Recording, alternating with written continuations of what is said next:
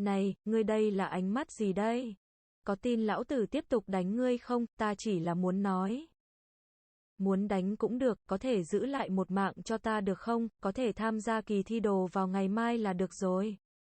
Lỡ như cậu ta đậu rồi, đi lên con đường thần đồ. Hai người bình thường các ngươi không sợ nữa. Dù sao các ngươi cũng chỉ dựa vào đại ca người thần đồ mà thôi.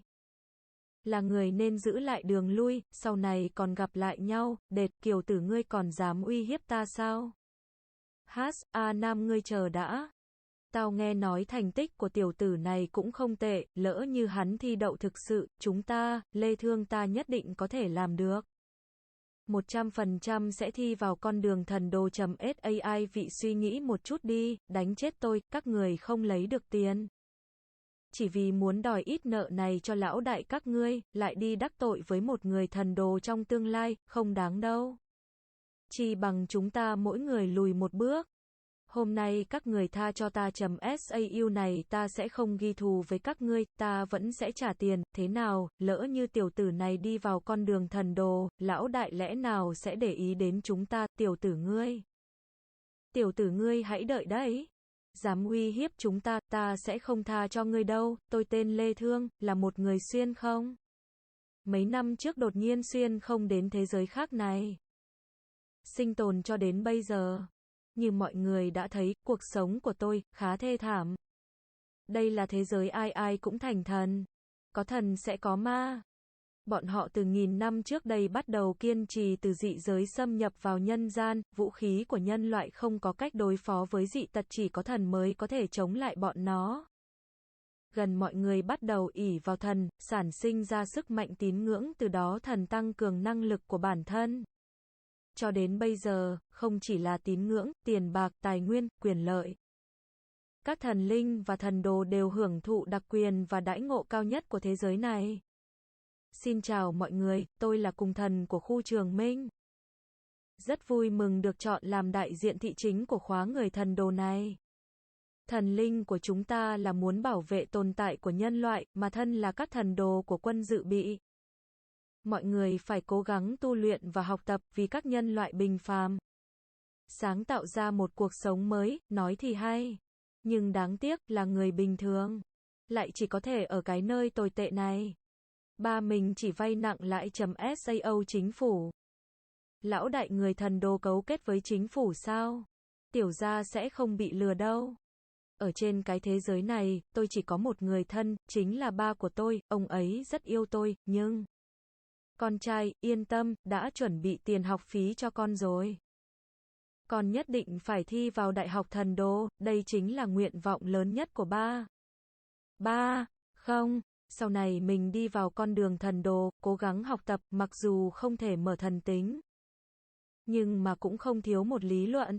May mà có tiền do ba để lại, ngoài chuyện học tập ra mình căn bản không cần phải lo lắng gì nữa, nhưng có một ngày. Mình phát hiện ra số tiền mà ba để lại là tiền chi vay nặng lãi, may mà mình nỗ lực học tập, thành tích xuất sắc, cho dù là không có thần tính. Cũng có thể có cơ hội thi vào Đại học Thần Đồ, ăn no rồi. Ngày mai đã đến kỳ thi rồi sao, ba yên tâm, có nhất định sẽ hoàn thành nguyện vọng của ba. Đi vào con đường thần đồ, trở thành thần linh, còn ít thời gian, ra ngoài ship thêm vài đơn hàng, có thể kiếm thêm một chút rồi.sau đây là tin tức tối nay.tin tức khẩn cấp. Tối nay thành phố Trường Minh rằng có dị thú xâm nhập. Phong thần và vũ thần sẽ giáng xuống Trường Minh, để bảo vệ an toàn cho người dân. Các thị dân hãy chú ý phòng hộ, không được ra ngoài, tình huống gì đấy? Hàng của mình.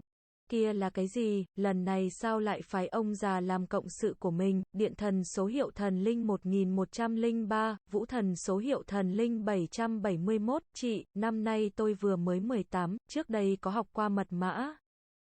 Sớm đã quen rồi, chết tiệt, cái mặt đó của người đừng gọi ta là chị nữa. Dị thần tới rồi, để ta đối phó với hắn. Là điện thần và vũ thần. Hôm nay lại có dị thú giá lâm sao? Lại có thể tiếp được quyền siêu cấp của ta. Gào, chị không cần ra tay, tôi sẽ đến chơi đùa với hắn. Đừng, gọi ta là chị nữa, thần tiên đánh nhau.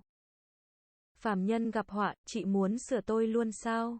Ta chính là muốn đánh chết ngươi, dám gọi tao là chị.